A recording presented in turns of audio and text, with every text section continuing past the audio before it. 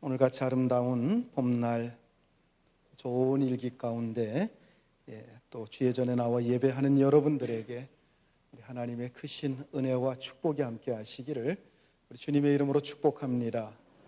우리 옆에 분들하고 같이 축복하면서 인사합니다. 사랑합니다. 축복합니다.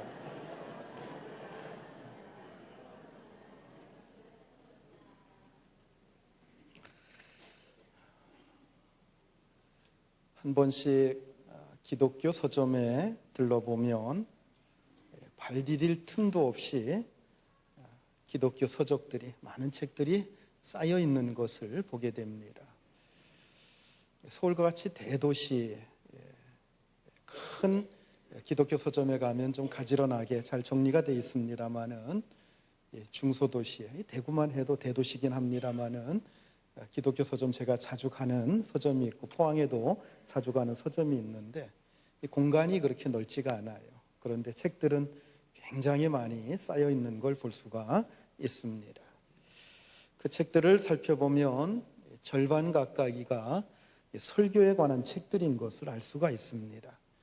많은 목사님들이 자기가 설교한 것들을 모아서 설교집으로 낸 것들이 가장 많고요. 또 목사님들이 설교할 수 있도록 성경을 주석한 주석집이나 강해집 또는 예화집 같은 것들도 많이 있습니다. 그 다음으로 많이 나와 있는 책은 목회자나 성도들이 자신의 신앙 간증을 적어놓은 신앙 간증집이나 또 신앙 수필 같은 것들, 이런 것들을 모아놓은 책들이 또 꽤 많이 있는 걸 볼 수가 있습니다.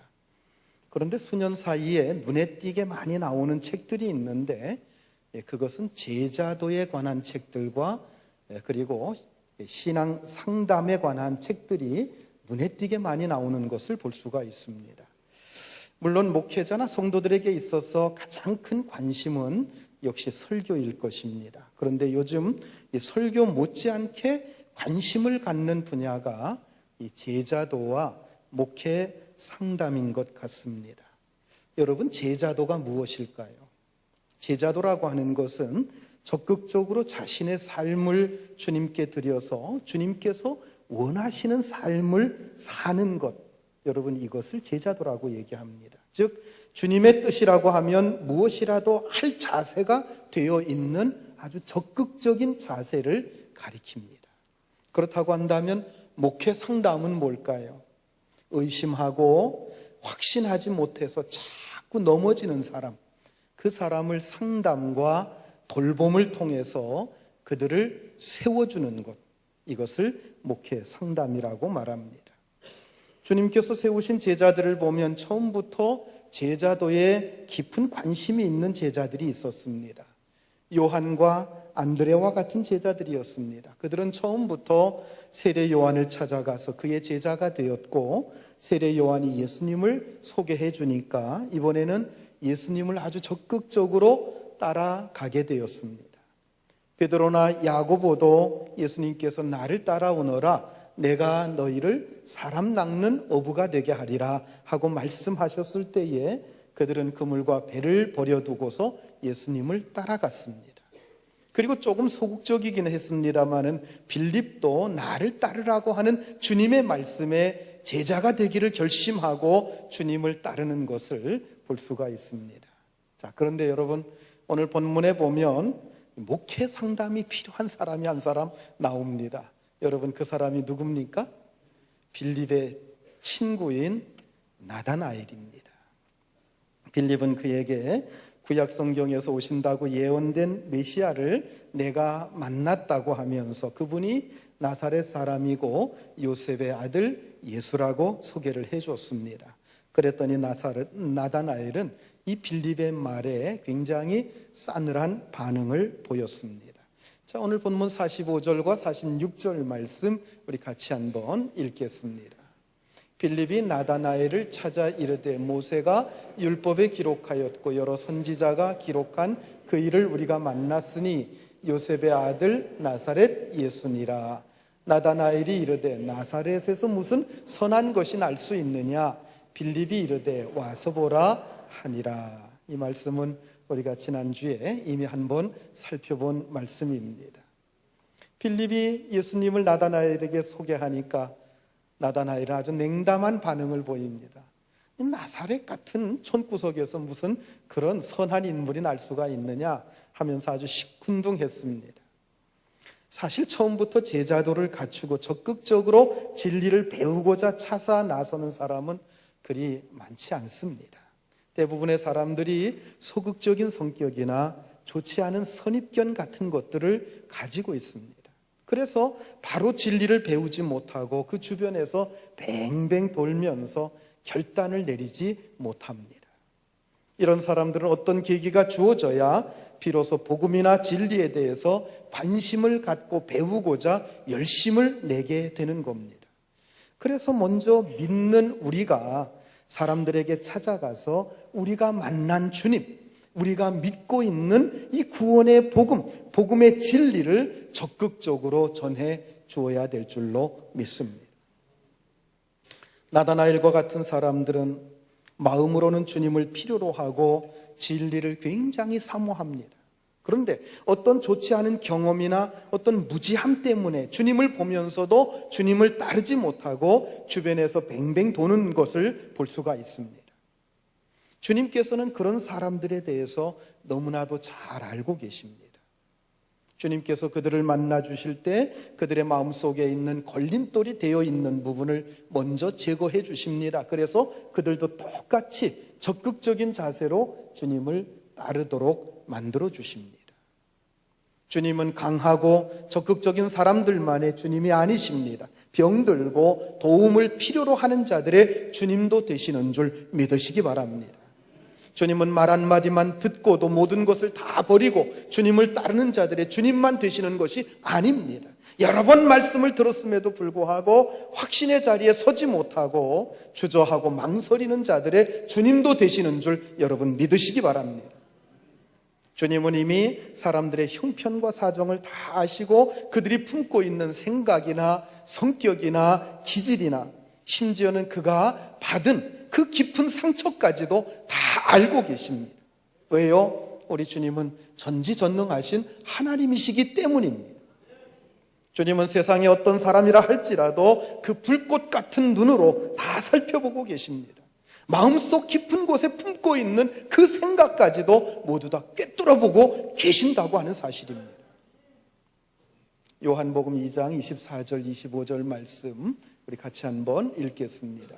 예수는 그의 몸을 그들에게 의탁하지 아니하셨으니 이는 친히 모든 사람을 아심이요 또 사람에 대하여 누구의 증언도 받으실 필요가 없었으니 이는 그가 친히 사람의 속에 있는 것을 아셨음이니라. 예수님께서는 사람들을 다 아십니다. 그 속에 숨은 생각까지도 다 알고 계십니다. 이처럼 예배당에 앉아서 예배 드리는 여러분들의 생각, 여러분들의 마음속에 품고 있는 깊은 뜻까지도 우리 주님께서는 다 알고 계시는 줄 여러분 믿으시기 바랍니다. 그러므로 예배 드리는 자들의 가장 중요한 자세가 뭐라고 그랬어요? 예배하는 자는 무엇과 무엇으로 예배할지니라? 신령과 진정으로 예배할지니라. 영과 진리로 예배할지니라. 요한복음 4장에서 말씀하고 있습니다.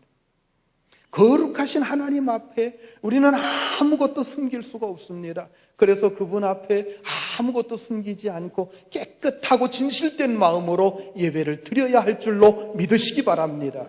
바로 그게 신령과 진정으로 영과 진리로 예배하는 자세인 것입니다.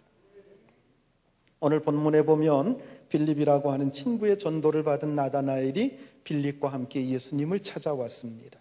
이 나다나엘은 굉장히 이성적이고 합리적인 사람이었습니다. 그리고 성경에 대해서도 아주 해박한 지식을 가지고 있는 사람이었습니다. 자, 예수님께서 그가 자기에게 나아오는 것을 보시고 굉장히 이해하기 어려운 말씀을 하셨습니다. 자, 오늘 본문 47절 말씀 같이 읽습니다. 예수께서 나다나엘이 자기에게 오는 것을 보시고 그를 가리켜 이르시되 보라 이는 참으로 이스라엘 사람이라 그 속에 간사한 것이 없도다. 예수님께서는 그를 보자마자 굉장히 흡족해 하십니다. 보라 이 사람은 참 이스라엘 사람이로다. 그 속에 간사한 것이 없도다. 여러분, 보라 하는 말은 뭐예요? 감탄사입니다. 보라. 나다나엘이 자신에게 나아오시는 것을 보시면서 주님께서는 굉장히 기뻐하셨습니다. 마음에 흡족해 하셨습니다.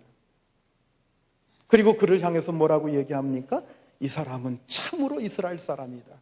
참 이스라엘 사람이라고 했는데, 여러분, 진짜 이스라엘 사람이라는 얘기지요. 그렇다고 하면 가짜 이스라엘 사람도 있습니까? 가짜 이스라엘 사람도 있다는 얘기예요. 가짜 이스라엘 사람도 있어요.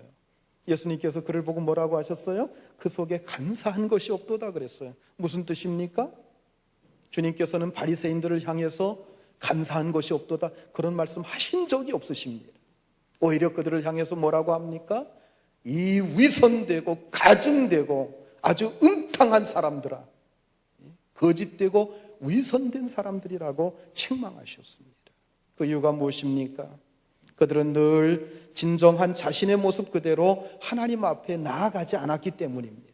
그들은 하나님께 나아갈 때마다 늘 가면을 하나씩 덮어쓰고 나왔어요. 그들은 자신들의 죄를 행여 하나님께서 보실까 봐 수많은 선행이나 업적들 가지고 나와서 자기들을 포장하기에 바빴던 사람들입니다. 그러므로 주님께서는 그들을 보실 때마다 아주 역겨워하셨어요. 그러나 나다나엘은 그런 것이 없었습니다. 그는 하나님 앞에 기도할 때마다 자신의 있는 그대로 자신의 모든 것을 다 끄집어내놓고 자신의 죄악을 토설해가면서 그렇게 회개하면서 기도했습니다. 마치 이방인처럼 자신의 죄를 회개했습니다. 여러분, 이것이 감사한 것이 없는 것이고 참 이스라엘 사람의 모습이라고 하는 것입니다. 그런데 여러분, 얼마나 많은 사람들이 자신의 더럽고 부패한 모습을 감추기 위해서 아주 진하게 화장을 합니까? 죄가 자신을 아프게 할 때마다 얼마나 두껍게 칠해서 하나님으로 하여금 보지 못하도록 위장을 합니까? 그리고 하나님 앞에서 자기 스스로 만족해 할 때는 또 얼마나 많습니까? 내가 이 정도의 일을 해내다니 나는 정말 대단한 사람이야. 하나님 그렇지 않습니까? 하나님 앞에서도 자기 업적 늘어놓느라고 여념이 없어요. 그러면서도 자기 안에 있는 은밀한 죄에 대해서는 정직하지 못합니다. 여러분, 그런 사람들은 참 이스라엘 사람이 아닙니다. 하나님 앞에서 간사한 사람입니다. 주님은 우리가 어떠한 마음으로 나아오는지 다 알고 계세요. 우리는 주님 앞에 습관적으로 나와 앉아 있을 때가 얼마나 많습니까? 나와서는 지난 한 주간 동안 대충 생각해 봅니다. 지난 한 주간 내가 뭘 했지? 뭘 좀 잘못했지? 그거 대충 회개하고 대충 하나님의 은총을 구합니다. 하나님 앞에 죄만 짓고 산 것은 아니고 착한 일도 꽤 한 것 같아요. 그래서 뭐 착한 일과 잘못 살아왔던 것 적당히 상쇄되겠지 이런 생각을 합니다. 그리고 조금 부족한 것이 있으면 하나님 이렇게 헌금까지 가지고 나와서 하나님 앞에 예배하니 좀 잘 봐주세요. 그러나 주님은 우리의 이런 마음을 굉장히 가슴 아파하십니다. 가증스럽게 여기십니다. 주님은 주님 앞에 겸손히 엎드려서 우리의 모든 죄를 자복하고 오직 하나님의 은총을 구하는 자들, 그러한 자들을 기뻐하시는 줄 믿으시기 바랍니다. 자신의 참된 모습 그대로, 강한 심령 그대로 나오는 자들을 주님은 알고 계십니다. 그리고 그들을 인정해 주시고 그들을 위로해 주시고 그들을 축복해 주십니다. 나다나엘은 주님의 말씀에 깜짝 놀랐어요. 처음 만난 분인데 어떻게 자기가 참 이스라엘 사람인지, 자기 속에 간사한 것이 없는지 도대체 어떻게 알 수 있단 말인가? 그래서 예수님께 물었습니다. 어떻게 저를 아셨습니까? 그때 예수님의 입에서는 놀라운 말씀이 나왔습니다. 빌립이 너를 부르기 전에 네가 무화과 나무 아래 있을 때에 내가 너를 보았노라. 빌립이 나다나엘을 부르기 전에 나다나엘이 어디에서 무엇을 하고 있었는지 주님은 이미 다 알고 계셨습니다. 나다나엘이 무화과 나무 아래에서 무엇을 했는지는 아무도 모르는 사실입니다. 주님은 나다나엘밖에 모르는 그 비밀을 다 알고 계셨습니다. 그것을 정확하게 보고 계셨습니다. 그분은 하나님의 아들이시고 전지전능하신 하나님이시기 때문입니다. 이렇게 내가 은밀히 행한 일에 대해서 누가 알고 있다고 생각해 보십시오. 얼마나 기분이 나쁘겠습니까? 그리고 얼마나 두렵겠습니까?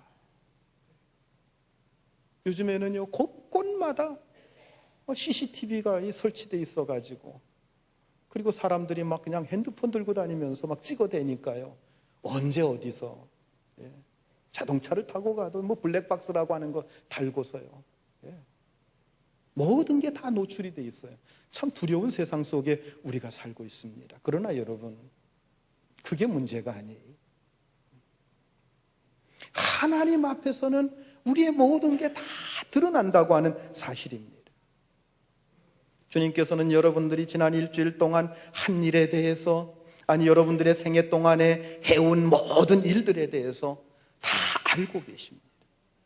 심지어는 여러분들의 마음속에 품은 그 의도까지도 여러분들이 표현하지는 않았지만 여러분 마음속에 그런 마음을 품은 것까지도 정확하게 알고 계십니다. 그래서 하나님 앞에 숨긴다고 하는 것, 그것은 너무나도 어리석은 일입니다. 주님은 나다나엘의 모든 것을 다 알고 계셨으며 그 모든 것을 다 보고 계셨습니다. 나다나엘은 바로 거기에서 거꾸러지면서 랍비여, 당신은 하나님의 아들이시요 당신은 이스라엘의 임금이로소이다 하고 고백을 합니다.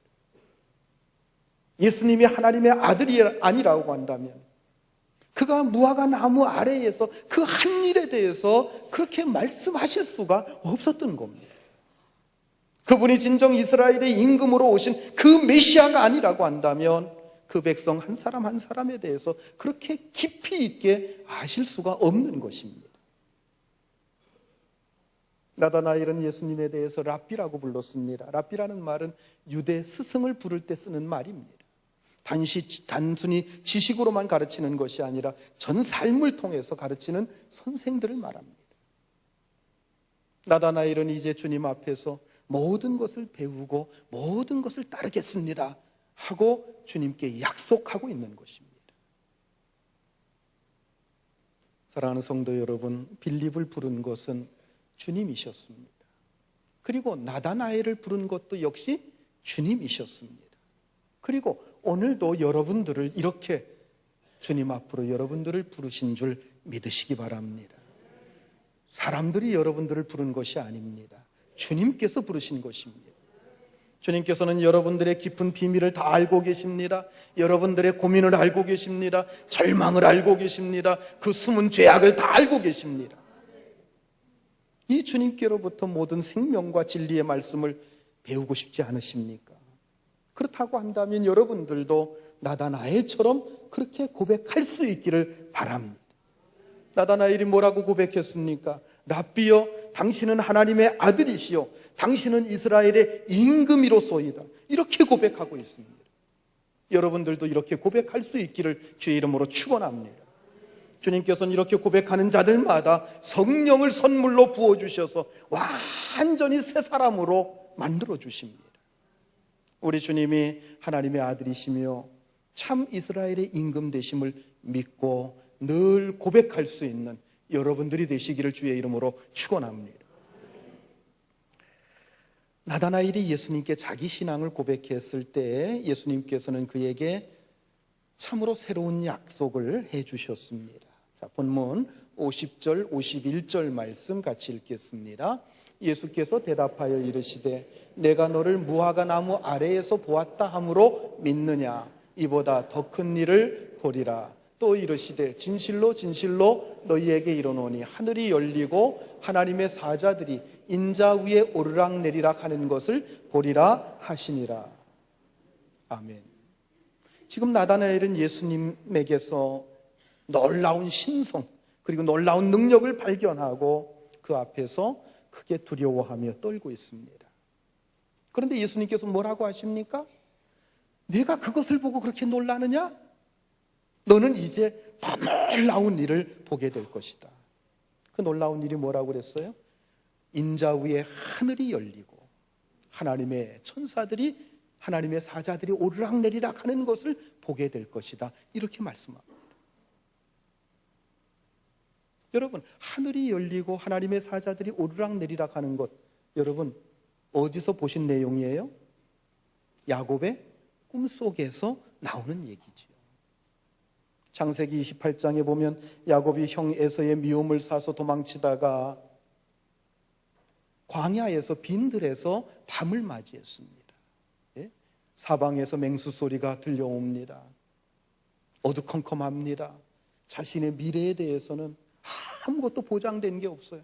자기가 지금 어디로 가고 있는지 그 길에 대해서도 확신이 없습니다. 어린 나이에 홀로 광야에 버려진 그 야곱, 밤을 맞이했을 때 그는 몹시 두려웠습니다. 돌 하나를 취해서 베개 삼고 하늘을 이불 덮고 웅크리고서 두려움 속에서 잠이 들었습니다. 그런데 그 꿈속에서 하나님께서 이상을 보여주십니다. 하늘문이 열립니다. 큰 사다리가 땅에까지 닿도록 내려옵니다. 그리고 그곳에 천사들이 왕래하는 그 모습을, 그 찬란한 영광의 모습을 보게 됩니다. 하늘에서 음성이 들려옵니다. 네가 누운 땅을 네게 주겠노라. 내 자손이 땅에 티끌같이 되어서 동서남북으로 퍼져나가게 될 것이다. 땅의 모든 족속이 너와 네 자손으로 말미암아 복을 받게 될 것이다. 네가 어디로 가든지 내가 너와 함께 할 것이다. 내가 네게 허락한 것을 다 이루어지기 전에는 내가 너를 떠나지 않겠노라 말씀을 주셨어요. 잠에서 깨어난 야곱이 뭐라고 고백합니까? 창세기 28장 16절로 19절까지 우리 같이 읽습니다. 야곱이 잠이 깨어 이르되 여호와께서 과연 여기 계시거늘 내가 알지 못하였도다. 17절 넘겨주세요.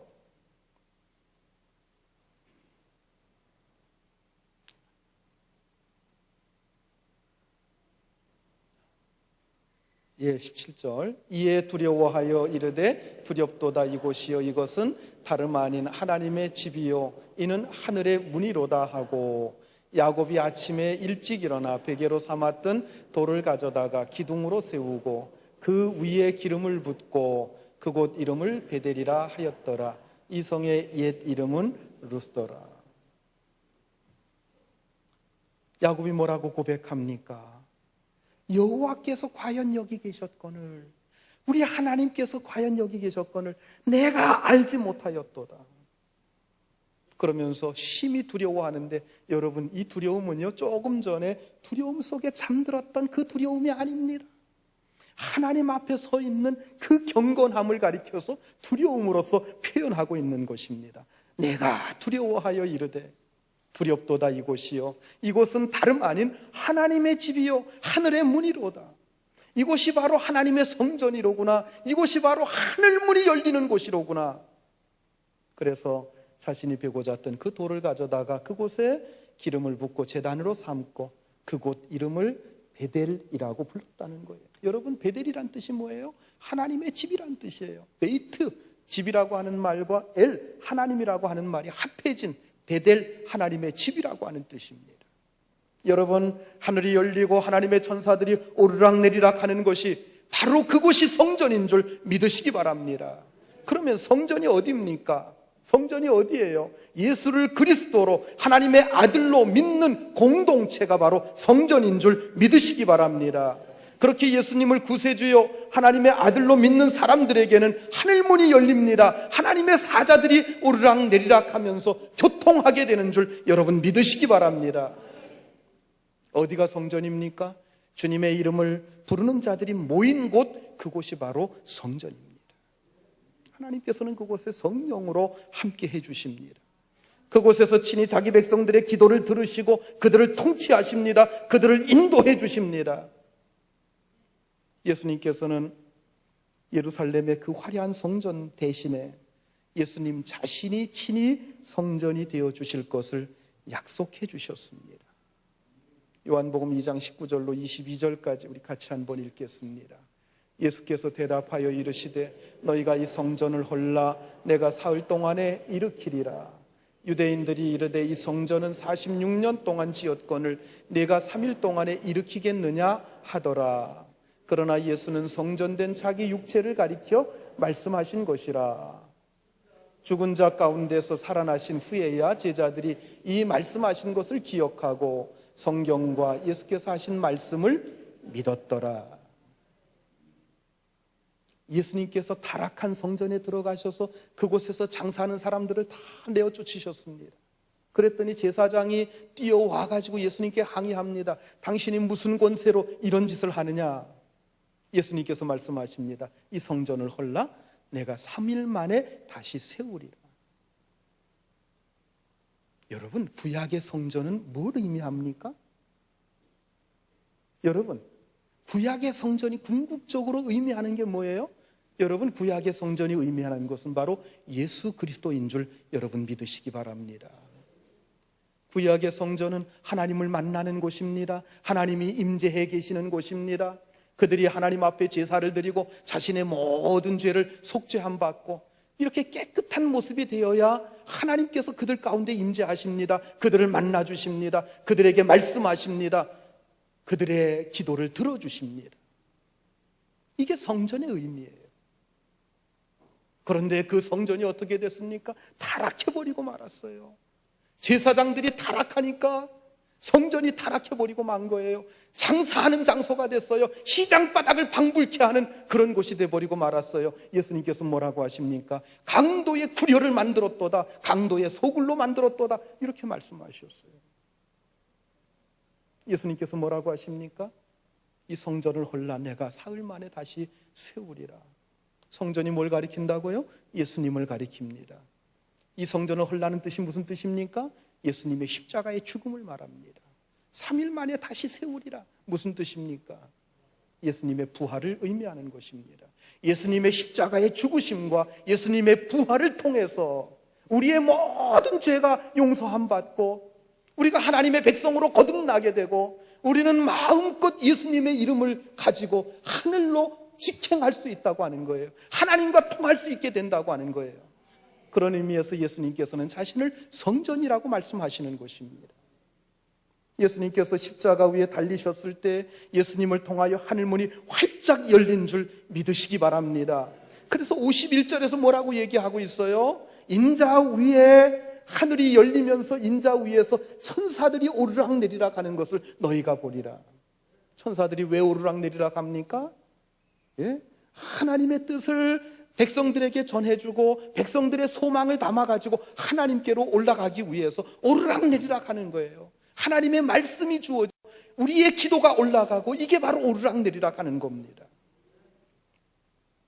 예수님께서 십자가에 달리셨을 때 예수님을 통해서 하늘문이 활짝 열렸습니다. 예수님께서 나다나엘에게 약속해 주신 것이 무엇입니까? 그것은 예수님께서 십자가에 달려 죽으심으로써 그것을 믿고 따르는 모든 백성들을 새로운 이스라엘 백성으로 삼으시겠다는 거예요.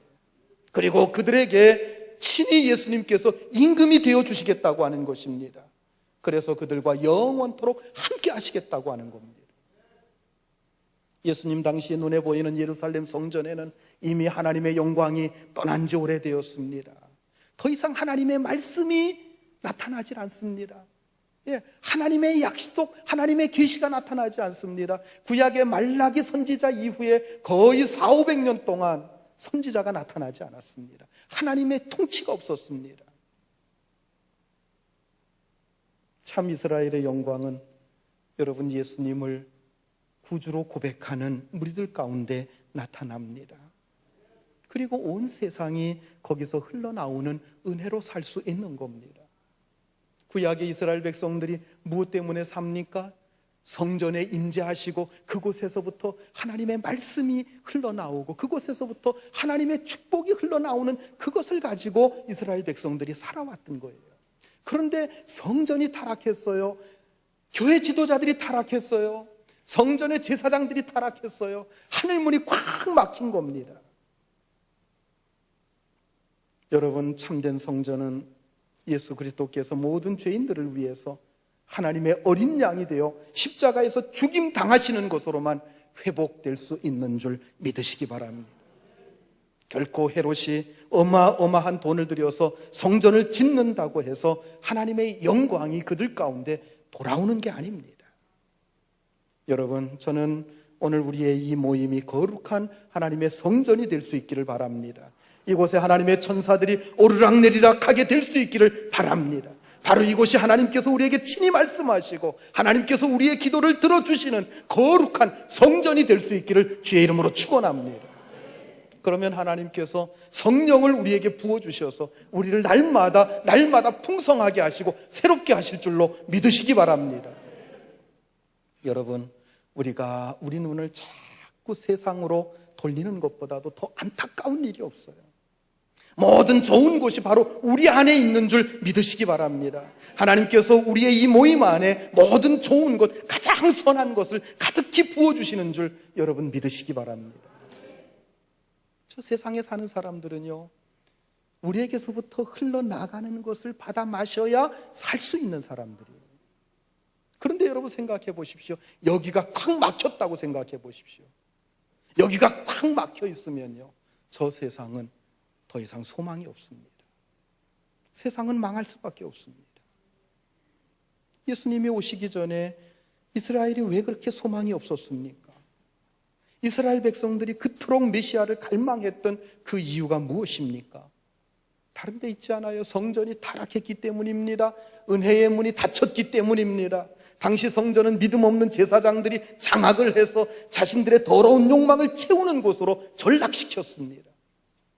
하나님의 백성들이 진정한 그들의 왕이신 하나님을 만나는 유일한 통로가 성전이었는데 그 통로를 타락한 교권주의자들이 막아버린 것입니다.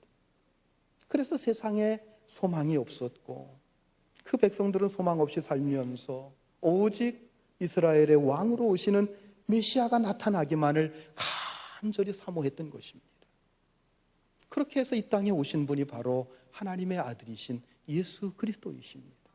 그리고 인간의 모든 죄를 짊어지시고 십자가의 죽으심으로 하나님 앞으로 나아가는 새로운 길을 활짝 열어놓으셨습니다.